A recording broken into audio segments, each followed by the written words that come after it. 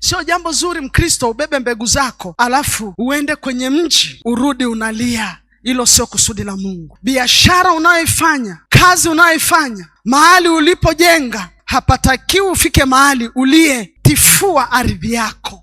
Ni nini kinachokutafuna? Nilizungumza na vijana nikawaambia, ni nani mwaka huu ametoa limbuko? Januari hii ni nani ametoa limbuko kwenye kazi zake? Maana yake ni nini? Mshahara wa kwanza kwenye ofisi unataka kupona sio wa kwako, patana na madhabahu. Kazi ya kwanza, ile faida ya mwezi wa kwanza, yani nataka nikwambie, si ya kwako, ni ya madhabahu. Ukitaka salama ya maisha yako, mimi nakwambia, maana yake utajenga madhabahu ya baba yako, utapatana naye, atakupigania. Mimi nitakuelekeza. Kati ya sadaka muhimu katika maisha ya Mkristo ni malimbuko. Maana yake unapompa Mungu ule mwezi wa kwanza, unamwambia Mungu, wewe ni msingi wa miezi yangu 12. Nitakula nini? Nitakuvaa nini? Nitajengaje?